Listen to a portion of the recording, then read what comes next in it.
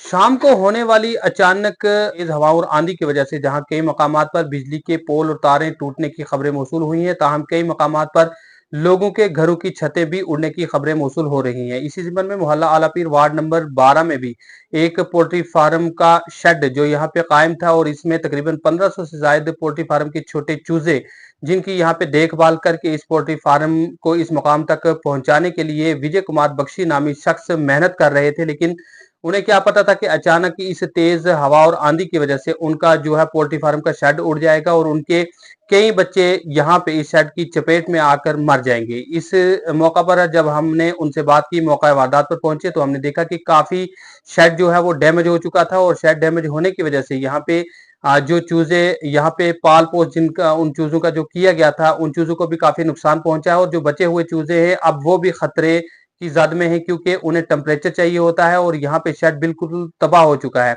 इस मौका पर बात करते हुए विजय कुमार बख्शी जो इस पोल्ट्री फार्म को चला रहे थे, उन्होंने अपने दुख भरी दास्तान सुनाते हुए बताया कि पिछले साल भी उनको यहाँ पे लाखों का नुकसान हुआ था क्योंकि अचानक मुर्गों में जो बीमारी पैदा होने की वजह से उनके काफी चूजे और खास करके पाल पोस किए गए जो यहाँ पे मुर्गे थे, उनको नुकसान पहुंचा था और वो यहाँ से इस बीमारी की वजह से मर चुके थे और उसकी वजह से भी उन्हें काफी नुकसान उठाना पड़ा था। लेकिन आज जिस तरह से उन्होंने दोबारा से मेहनत करके इस पोल्ट्री फार्म को इस मुकाम तक पहुंचाया था, लेकिन आज यहाँ पे शेड उड़ने की वजह से उन्हें दोबारा उतना ही खसारा झेलना पड़ रहा है। उन्होंने जिला इंतजामिया और बिलखुसूस जिला तरक्याती कमिश्नर पुंछ विकास कुंडल से अपील की है कि वो इसमें जाती मुदाखलत करें और मुतलका महकमा की टीमों को यहाँ पे रवाना करें ताकि इस गरीब शख्स को कुछ इमदाद फराहम की जा सके और इस गरीब शख्स को दोबारा से अपने पांव पर खड़ा होने के लिए इस काबिल बनाया जा सके और उसे कुछ मुआवजा मिल पाए। तो आइए आपको दिखाते हैं किस तरह से यहाँ पे इस विजय कुमार बख्शी नामी शख्स का जो यहाँ पे नुकसान हुआ है, जो उसके काफी चूजे जो है शेड उड़ने की वजह से जो शेड के टीन वगैरह यहाँ पे पड़े थे उनसे उन चूजों की मौत होगी और खास करके किस तरह से अब ये शख्स सदमे में है और इस शख्स को कितनी परेशानियों का सामना करना पड़ रहा है। किस तरह से जराया ब्लॉग से बात करते हुए इस शख्स ने अपने दुखी होकर अपने जिला इंतजामिया से ये अपील किया है कि वो इसमें जाती मुदाखलत करके इस शख्स के साथ कुछ मदद करें ताकि ये शख्स अपना नुकसान कुछ ना कुछ उसकी भरपाई कर सके। तो आइए आपको दिखाते हैं हमारी इस खास और मुफस्सिल रिपोर्ट में। देखिए, ये मेरा पोल्ट्री फार्म है जो वार्ड नंबर 12 में करता है। इसमें तकरीबन जो 1500 चिक्स से वो डाले थे। इसका आज जो तकरीबन 1 घंटा पहले जो बड़ी तेज आंधी आई जिसकी वजह से मेरा तकरीबन जो पोल्ट्री फार्म है जिसमें 2.5-3 लाख रुपए का जो मैंने शेड डाला हुआ था वो तकरीबन उड़ गया है। और जो हमारे जो बीज बच्चे थे तकरीबन जो पोल्ट्री फार्म में चिक्स डाले हुए थे, वो भी तकरीबन देखना आपने शॉप्स में देखा होगा, वो तकरीबन मरने वाले भी हैं और कुछ मर चुके हैं।